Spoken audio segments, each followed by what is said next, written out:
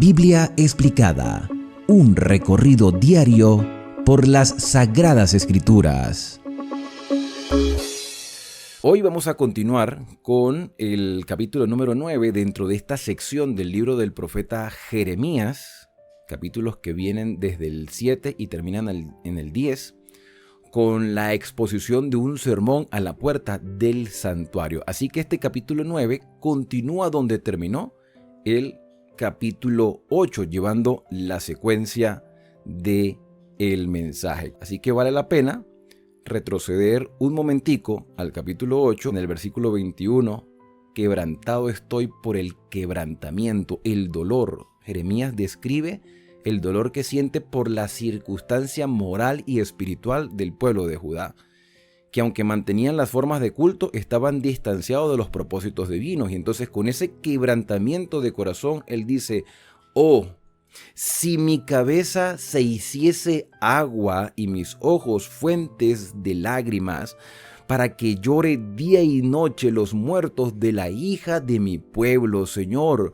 tengo unas ganas de llorar profundas. El dolor me corta la voz.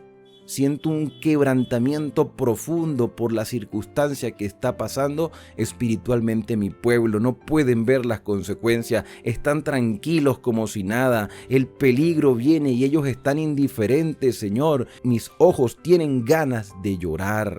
Versículo número 2. Oh, ¿quién me diese en el desierto un albergue de caminantes, Señor? Apártame de aquí, yo no quiero seguir viendo las abominaciones que están sucediendo en Judá. Porque dice aquí el versículo 2, para que dejase a mi pueblo y de ellos me apartase, porque todos ellos son adúlteros tanto de la forma física como de lo espiritual. Congregación de prevaricadores, personas que constantemente están haciendo las cosas erróneas y no tienen ningún deseo de cambio.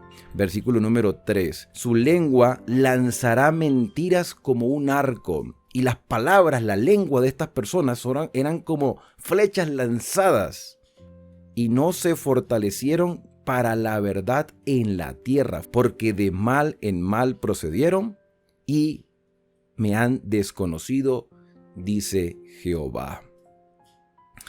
Versículo número 4, guárdese cada uno de su compañero, como advirtiendo, no confíen en nadie y en ningún hermano tengan confianza, porque todo hermano engaña con falacia y todo compañero anda calumniando. Otras versiones dicen chismeando o hablando sandeces, utilizando mal el don del habla, buscando sus propios intereses y perjudicando a los demás. Ya no se podía confiar absolutamente en nadie y tú te pones a ver que el mundo no es muy diferente. La cuestión es que aquí no está hablando de la sociedad en general o de las naciones en general, está hablando del pueblo de Judá, está hablando del pueblo de Dios como si estuviese hablando de la iglesia el día de hoy. Y esto es preocupante. Mira lo que dice el versículo 5, y cada uno engaña a su compañero, ninguno habla verdad. Están acostumbrando su lengua a hablar mentira, se están adaptando, están practicando el engaño y la mentira hasta a tal punto que bueno, ya les sale con toda fluidez. Se ocupan en actuar perversamente y así educan a la siguiente generación. Dice el versículo 6, su morada está en medio del engaño. Por muy engañadores, no quisieron conocerme. Si fue tanto lo que se introdujeron en su propio estilo de vida, que ya no querían tener ningún tipo de contacto con Dios, aunque mantenían esas formas de culto. Seguían congregándose, estaban de cuerpo presente, pero en realidad no tenían un sentimiento profundo hacia el Señor. Por lo tanto, dice aquí el versículo 7, así ha dicho Jehová de los ejércitos, he aquí que yo los refinaré, los pasaré por el crisol, por el fuego, yo los voy a refinar, voy a tratar de sacarles esa escoria, como leímos en el capítulo número 6, vimos cómo el refinador estaba invirtiendo tiempo y energía para tratar de sacar algo valioso, pero lo que salía era puro vil metal. Aún el Señor insiste y persiste en obrar en cada uno de nosotros. El Señor dice, yo los voy a refinar y los voy a probar, les voy a permitir pasar por la aflicción. Esos momentos de angustia y de tristeza, hermanos, pueden llegar a convertirse en una bendición para nuestra vida, porque a través de las adversidades podemos entender nuestra incapacidad y podemos aprender a depender de Dios en todas las cosas. Cuando una prueba llega a tu vida, no preguntes, Señor, ¿por qué? ¿Por qué me está pasando eso a mí? Mientras los demás prosperan, a mí me está yendo mal. ¿Por qué? O aparentemente me está yendo mal. Tengo una percepción quizás de que las cosas no están saliendo como deberían salir. Y esa percepción no nos hace ver que Dios tiene un plan con nosotros. Las adversidades moldean nuestro carácter. Las adversidades nos ayudan a tener una mente disciplinada. Nos ayudan a ver qué es lo realmente valioso en nuestra vida. Hay personas que lo pierden todo materialmente hablando y su vida carece de sentido. Nosotros no nos aferramos de lo que tenemos, ni de lo que hacemos, ni de lo que somos, sino de lo que Dios hace por nosotros, y lo que nos otorga es simplemente un medio para cumplir una misión. Entonces Dios prueba, refina, moldea, y el Señor dice, ¿qué más he de hacer por la hija de mi pueblo? ¿Qué más tengo que hacer para que ellos tomen conciencia de su condición? ¿Qué más tengo que hacer para que ellos se den cuenta que les amo? ¿Qué más tengo que hacer para que puedan captar lo horroroso que es el pecado y lo despreciable que es a la presencia del Señor?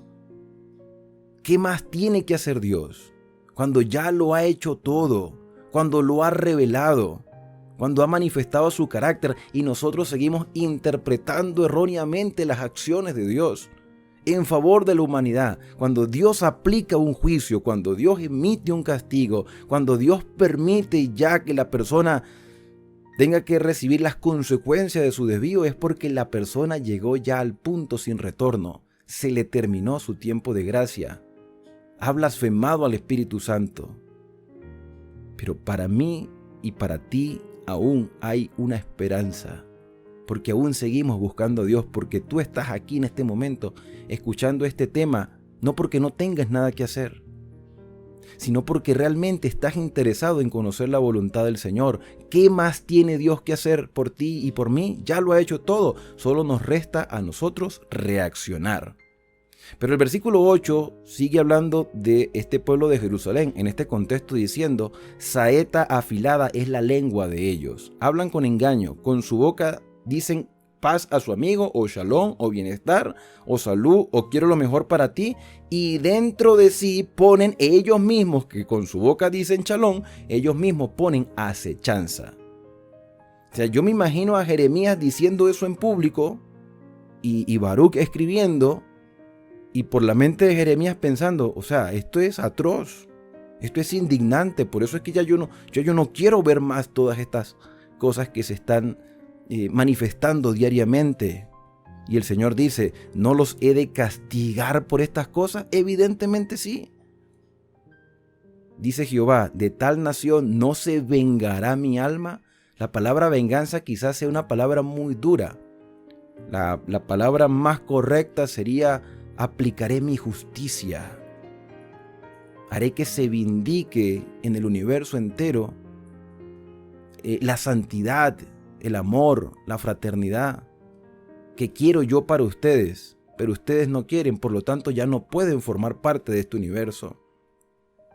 Por los montes levantaré lloro y lamentación y llanto por los pastizales del desierto, porque fueron desolados hasta no quedar quien pase. Imagínense desde el punto de vista profético, Jeremías viendo los resultados finales de una desolación que lo mueve a llorar.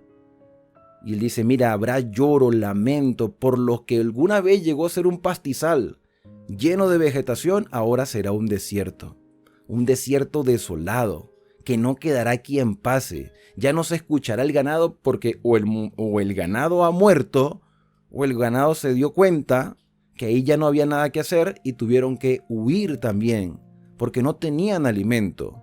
Se fueron las aves del cielo, hasta las bestias de la tierra huyeron y se fueron porque ya no encontraban nada bueno allí. Reduciré a Jerusalén a un montón de ruinas, será morada de chacales, y convertiré las ciudades de Judá en desolación, en que no quede morador. Ahora, hermanos, tú te preguntas, ¿qué aplicación tienen estos versículos para nosotros que vivimos en el tiempo del fin?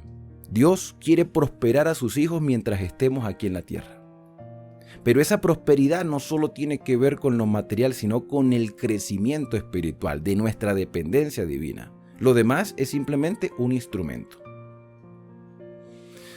Y la mayor dicha del Señor es permitirnos morar en la patria celestial. Y los que no logren llegar porque rechazaron la salvación que Cristo ganó por ellos, quedarán aquí en esta tierra desolada. Morirán con el resplandor de la gloria del Señor. No podrán resistir la presencia de Dios. Nosotros, aún con tendencia al mal, pero en el proceso de santificación, anhelamos que Cristo venga. Y Él nos protege, nos cubre con sus alas. Y nos permite ascender al reino de los cielos. Pero el que no quiera morar en el cielo no va a ser llevado obligado, porque para ellos sería un lugar de tormento. Quedarán en la desolación de la tierra, lo que Apocalipsis llama aquel milenio en el cual Satanás estará encadenado, porque no tendrá a quien tentar y todos los cadáveres alrededor de él. Ahora, ¿quiere eso Dios para nosotros? Por supuesto que no. Él quiere que vayamos a la patria celestial, pero no te puede llevar obligado. Tú tienes que desearlo y tienes que comenzar a vivir aquí en la tierra como un habitante del reino de los cielos. No según nuestra propia percepción, sino de acuerdo a lo que Dios ha revelado en su palabra. Porque el versículo 12 dice, ¿quién es varón sabio que entienda este mensaje? Que entienda esta revelación, que entienda esta advertencia, que entienda las consecuencias de persistir en hacer nuestros propios deseos. ¿Y a quién habló la boca de Jehová para que pueda declararlo? Mira, en Israel habían reyes, príncipes, sacerdotes y profetas, hijos de sacerdotes, hijos de profetas, hombres de gran influencia social y espiritual. Pero esos mismos líderes habían desviado al pueblo, y el pueblo se sentía confiado en el mensaje de sus líderes que les decían paz, paz, pero en realidad no había paz. Entonces, claro, el mensaje impopular de Jeremías llegó a ser despreciable. Porque entonces los sabios decían, no, eso jamás va a suceder. Ese ignorante Jeremías no sabe lo que está diciendo. Entonces, ¿hay algún varón a quien se le haya declarado esta verdad? La verdad, hermano, es impopular. No siempre la mayoría tiene la razón, porque la mayoría está inclinada hacia el mal, al menos que haya una reforma en nuestra vida. Entonces la segunda pregunta dice, ¿por qué causa la tierra ha perecido y ha sido asolada como desierto hasta no haber quien pase? Entonces, si ellos se dicen sabios, ¿por qué la tierra cae en desolación? Dijo Jehová, porque dejaron, y este versículo es importantísimo como lo ha sido otros versículos, hablando de la misma temática. La razón por el cual este pueblo llegó a una degradación tal teniendo el templo y líderes es porque ellos y sus líderes abandonaron la ley de Dios. Ahí lo dice, dejaron mi ley, la cual di delante de ellos, recordando que fue una enseñanza dada desde el tiempo de Moisés, incluso desde el tiempo de Abraham, solo que a medida que fue pasando los años, esta ley se fue aclarando a los ojos de su pueblo.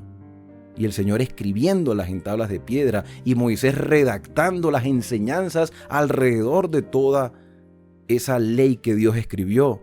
Pero el pueblo dejó la ley, la abandonó, la rechazó, la despreció, la ignoró. Y no obedecieron a mi voz, a la voz de Dios quien reveló esa ley, ni caminaron conforme a ella, a aquella ley. No anduvieron, no obraron, no la amaban. Y esa es la razón por la cual hoy la sociedad, el mundo en forma general y las iglesias desde el ámbito espiritual local están como están. Porque se ha descuidado la ley de Dios. Nos hemos dejado llevar más por el sensacionalismo, por la emotividad, por la efervescencia, por el gozo momentáneo, cuando la razón principal es la desobediencia a los mandamientos de Dios. Y voy a repetir de nuevo lo que he dicho en otros capítulos, por si algunos me están acompañando desde hace poco tiempo. Hermanos, la obediencia a los mandamientos no nos va a salvar. La obediencia es el resultado de la salvación que ya Cristo nos otorgó. Y este pueblo era privilegiado. Tenía la esperanza del Mesías. Tenían el templo que mostraba todo el plan de salvación, donde Dios a través de un sustituto, un cordero, mostraba que Él pagaría el precio del pecado de la humanidad. Ellos tenían que haberlo aceptado por fe, como nosotros hoy aceptamos por fe el sacrificio de Cristo, y como una respuesta de amor somos obedientes a los mandamientos y caminamos conforme a esa ley. Y si no lo hacemos, pues las consecuencias vienen. Versículo 14. Antes, es decir, en lugar de obedecer y caminar de acuerdo a la revelación, fueron tras la imaginación de su corazón, tras sus propias percepciones, sus propias creencias. Hoy en día existen tantas creencias, tantas ideologías, tantas enseñanzas que uno dice, bueno, ¿y a quién se le ocurrió eso? Tantas cosas que son antibíblicas y que los cristianos están creyendo. Mire, aquí en el canal hemos hablado acerca del estado de los muertos, que la muerte es como un sueño. Hemos hablado del infierno y les he explicado aquí en Jeremías que la palabra infierno no aparece en ninguna parte del Antiguo Testamento. Hemos hablado de la inadecuada veneración a imágenes. Hemos hablado del día que el Señor santificó, pero hasta este momento, hasta unos 754 capítulos, hay personas que dicen, no, eso es mentira. Tienen toda la libertad de decir, eso es mentira, pero a la ley y al testimonio. Si no hablaren conforme a eso, es porque no les ha amanecido. Si yo hago lo mismo que hicieron estas personas en el tiempo de Jeremías, desobedecer la ley del Señor, estoy manifestando que cualquier creencia, cualquier ideología no tiene un fundamento establecido en la verdadera revelación de Dios. Ahí está la autoridad. La autoridad está primero en querer hacer lo que Dios estipuló. Entonces ellos, los de Jerusalén, fueron tras la imaginación de su corazón, en pos de los Baales, es decir, de otros dioses, según les enseñaron sus padres. Por tanto, así ha dicho Jehová de los ejércitos, Dios de Israel: he aquí que a este pueblo yo les daré a comer ajenjo. Ajenjo es amargura. Y les daré a beber aguas de hiel, mucha más amargura. Comerán amargura, beberán amargura, dormirán en amargura, para ver si reaccionan, si despiertan. Los esparciré entre las naciones, que ni ellos ni sus padres conocieron. En lugar de ellos haber sido una luz y un testimonio en las demás naciones, y que ellos se dieran a conocer por su fe y por su fidelidad al Señor, entonces las otras naciones influenciaron en ellos, aunque no les conocían. Y el Señor dice, enviaré espada en pos de ellos hasta que los acabe. Hablando de guerras, conflictos y dificultades. Versículo 17. Así dice Jehová de los ejércitos: considerad y llamad planilleras que vengan, buscad a las hábiles en su oficio, y dense prisa, levante llanto por nosotros, y desháganse nuestros ojos en lágrimas, y nuestros párpados se destilen en aguas, en llantos, en dolor, en tristeza. Las plañideras eran aquellas mujeres a las cuales se les pagaba para que lloraran, para que hicieran un drama dentro de un funeral, dentro de un ambiente de luto. Ellas eran las expertas en crear un ambiente de dolor, de tristeza, de desesperación por la muerte de una persona, aunque no lo conocieran. El Señor está diciendo aquí, ustedes no están conscientes de lo que está pasando. Les va a tocar que pagar a personas para que lloren por ustedes. Ustedes están viviendo como si nada estuviera pasando alrededor. Mira, el peligro viene del norte, es decir, el peligro viene desde Babilonia, va a pasar por los territorios del norte, van a llegar a ustedes, los van a tomar de sorpresa, aun cuando se les advirtió el peligro que venía. Es como que si nosotros ignoremos las señales de tránsito. Las señales de tránsito nos avisan ¿Dónde están las curvas? ¿Qué tan prominentes son las curvas o qué tan peligrosos son los caminos? ¿O qué tan riesgoso es la carretera? Si hay carretera en construcción, si hay paso de animales, si hay un puente, si hay una carretera que fue o es propensa a derrumbes. Todas esas señales nos advierten, pero en su mayoría muchos conductores ignoran las señales de tránsito. Y por eso se suscitan los peligros. Las advertencias que el Señor las hace para que nosotros no corramos el riesgo que viene. Entonces dice, ya que ustedes son ignorantes, pues les va a tocar que pagar mujeres para que lloren y que lloren fuertemente con todo dolor, que sus ojos se llenen de lágrimas, que sus párpados destilen aguas, porque de Sión fue oída la endecha, el clamor, la tristeza. ¿Cómo hemos de ser destruidos? ¿Cómo es posible que vamos a ser destruidos si tenemos las murallas, si tenemos el templo, si tenemos a los sacerdotes, si tenemos a los profetas? Falsa seguridad, se escucha el clamor. Es imposible que caigamos. Es imposible que la iglesia sea derrumbada. Es imposible que los líderes fracasen. Es imposible. Mire, hermano, si nosotros de verdad no aprendemos a confiar en el Señor, entonces no estamos fundamentando bien nuestra fe. Una casa que no tiene un buen fundamento, en un terremoto se puede caer. Y nosotros estamos pasando por un zarandeo, por un conflicto entre el bien y el mal. Estamos siendo zarandeados en nuestras creencias. Cuando hay los catástrofes, que catástrofes hay en todas partes, en todo momento, en Asia, en América, en Europa, en África, catástrofes que se están viviendo dentro de las casas de las personas, con sus parejas, con sus hijos, con sus gustos, con sus tendencias. Las personas, en medio de ese zarandeo, se desaniman y se apartan porque muchos han desistido de mantenerse en la fe. Los problemas económicos, los problemas sociales, los problemas emocionales, todo les ha afectado porque no han fundamentado su fe en las promesas del Señor. En gran manera hemos sido avergonzados porque abandonamos la tierra, porque han destruido nuestras moradas. Y aunque esto no había sucedido todavía, Jeremías lo estaba viendo desde una visión profética. Oíd pues, mujeres, estas mujeres a las cuales se les pagaba para llorar, oíd, mujeres, palabra del Señor, y vuestro oído reciba la palabra de su boca. Enseñar endecha a vuestras hijas, porque la siguiente generación también va a sufrir consecuencias. Y lamentación cada una a su amiga. Enseñen a lamentarse, porque lo que viene es tristeza. Porque la muerte ha subido por nuestras ventanas, ha entrado en nuestros palacios para exterminar a los niños en las calles. Fíjate, hermano, mire, yo creo que nosotros estamos viviendo una época, y esto es una opinión muy, muy, muy personal mía. Esto es mío, esto es una opinión mía que yo voy a compartir con ustedes. El mundo está tan degradante, más que antes, aunque uno se pone a ver hace 30, 40, 50, 60 años atrás, los padres decían, el mundo llegó al acabose. Pero vamos a estar claros que lo que está sucediendo hoy y lo que puede suceder de aquí a unos años, hermano, esto es el fin del fin. Desde el punto de vista moral, social, económico, bueno, aunque las personas nunca han visto la economía buena, pero desde el punto de vista moral y social, esto cada vez es más degradante.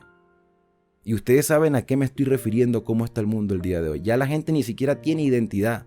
Ya un hombre no sabe si es hombre y una mujer no sabe si es mujer, porque no tienen identidad. Ya no saben lo que quieren, ya viven según a su propia inclinación, su propio deseo, y no quieren recibir orientación de nadie. Las escuelas prácticamente se han convertido en guarderías en lugar de ser institutos educativos.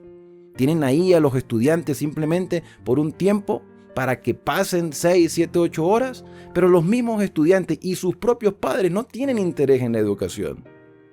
Y los profesores se están desanimando, porque ya no se puede corregir al muchacho, porque ya no se le puede orientar, porque ya no se le puede decir lo que debe hacer, porque él debe tener su propia perspectiva de vida. Y mi opinión personal es que las parejas jóvenes o las personas que se están casando deberían pensarlo muy bien antes de traer hijos al mundo.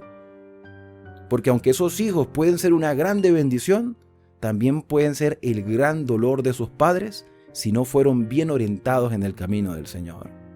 Hay que pensarlo muy bien. Y el mundo que se avecina antes de la venida de Cristo será tan catastrófico que si nosotros pensáramos en el bienestar de nuestros hijos, no los trajéramos al mundo.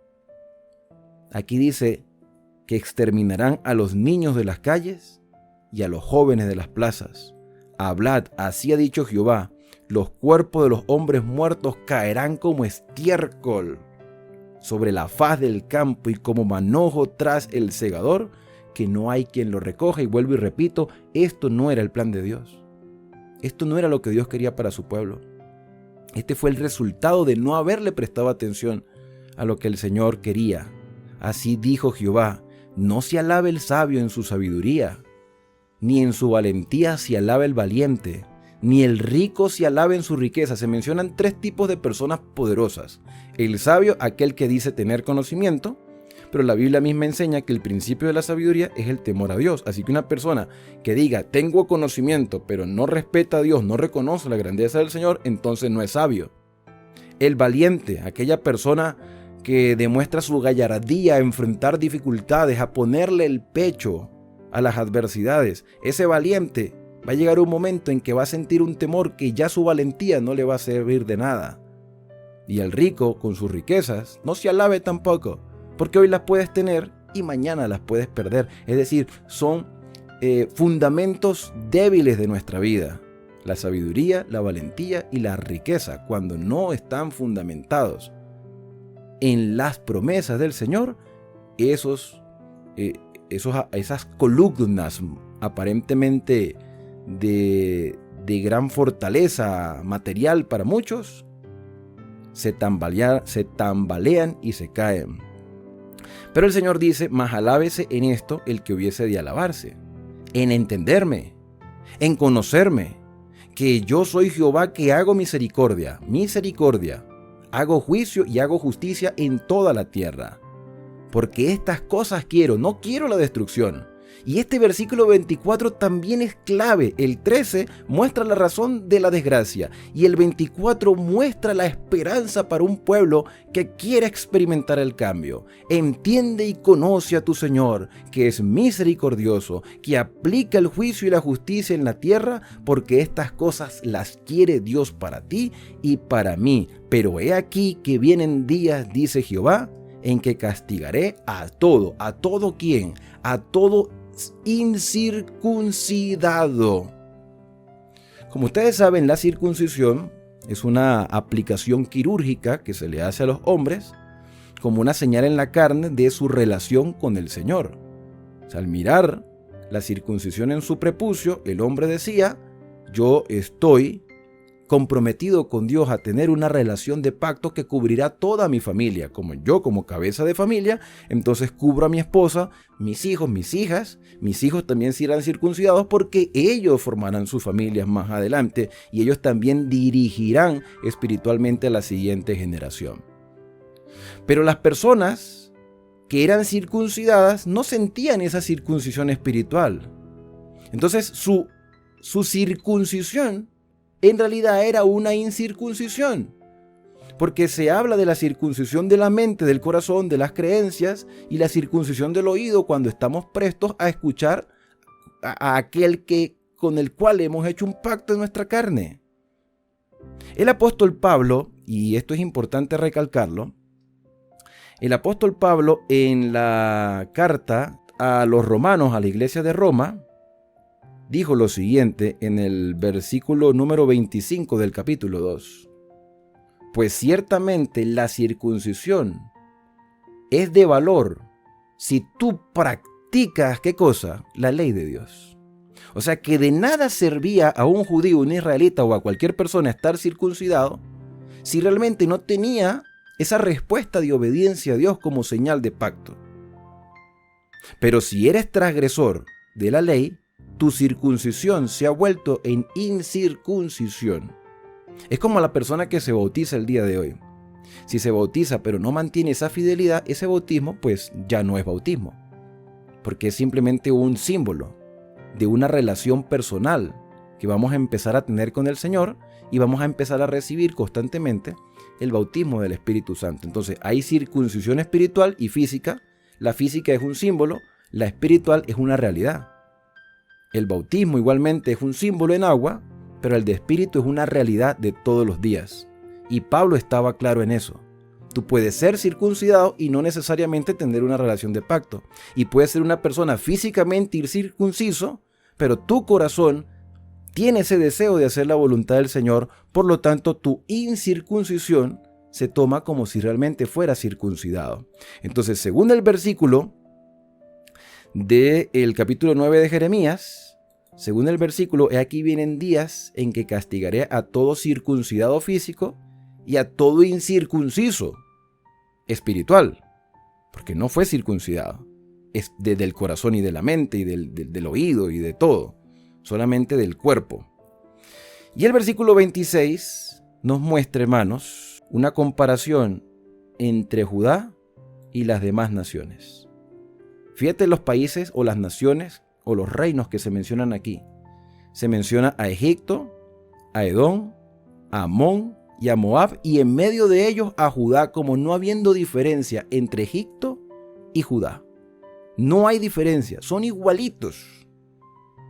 Tan importantes son los judíos como los egipcios dentro del plan de salvación. Pero aquí los describe como pueblos ya cargados de inmoralidad. Y a todos los arrinconados en el poste del rincón. Según la versión que tú estés leyendo, tú dices, bueno, los arrinconados en el postrer rincón, es decir, en lo más arrinconado que pueda haber.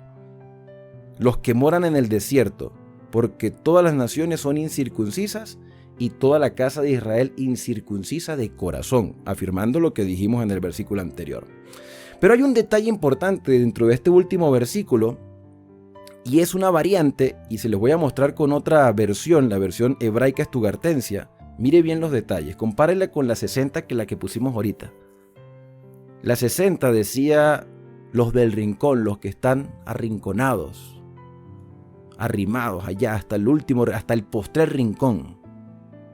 Pero aquí lo dice de otra manera, y esta me gustó mucho, porque dice los de Egipto, los de Judá, los de Edom, los hijos de Amón, los de Moab, y todos los que se rapan las sienes. Se rapan las sienes. Hay mucha diferencia entre hablar de aquellos que están hacia un rincón a decir que son personas que ahí están esas naciones con la cabeza rapada. Rapada aquí, un corte, quizás un corte típico desde un punto de vista religioso, pero no una religión que tenía que ver con el pueblo de Judá, sino que tenía que ver con la adoración a los dioses de las otras naciones. Se rapaban, era como un corte como los que hoy en día se hacen algunas personas, ¿sí? que lo hacen por moda, pero quizás tienen un trasfondo histórico de raparse toda la parte de abajo, raparse hasta atrás, dejarse solamente cabellera arriba, y eso era parte de la identidad de una religión que nada tenía que ver con Jehová.